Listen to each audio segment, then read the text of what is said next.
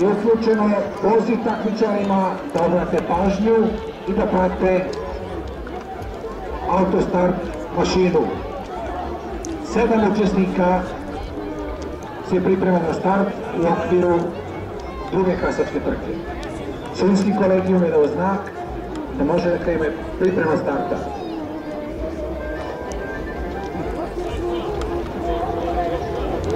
Pomoć u realizaciji autostarta pružio je konjički klub Branac Srbobran sa svojim članstvom. Visoko podignuta crvena zastavica, 40 metara, trka je puštena. Usledio je start, pratimo razvoj događaja neposredno nakon starta. Da vidimo ko se to odlučio da preuzme lidersku poziciju. Danica SG sa Sašom Grujićem na drugoj poziciji. Kazanova sa Borisom Kučenovićem, Tokio sa Oranžom treća, Benhit sa Denom Katanićem četvrta pozicija, Tyson na petoj poziciji sa Branislavom Vukićem, Alonso sa Niko Roža šesta pozicija, Don Michele na sedmoj poziciji sa vozačem Nikom Stićem. Nepromenjen poredak u vrhu. Uz unutrašnji deo staze Danica SG sa Sašom Grujićem. Pik pored nje Kazanova sa Borisom Kučenovićem.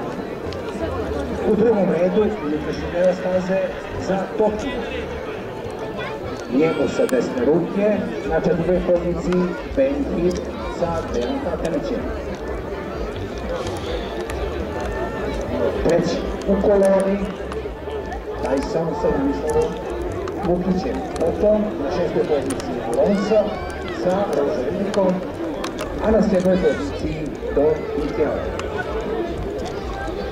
Polovina distancije je pretrčana. Vozač prispjeli mesta.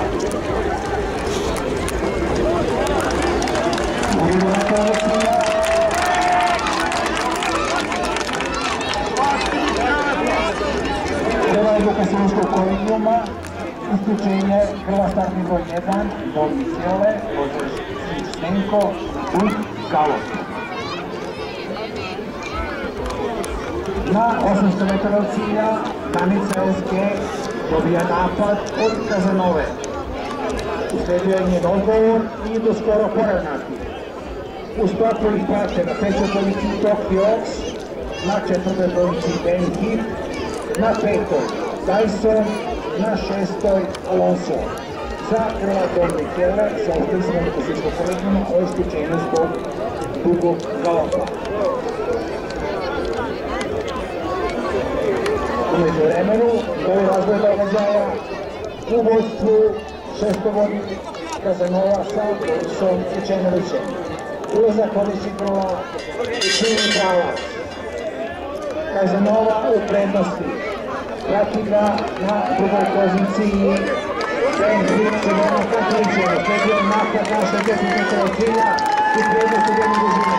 Kakva pozivanja ovih cilja, Benhit prvi, Kazanova drugi, Tyson treći, Tokio četvrti, Alonso peti, šesto mesto zauzela je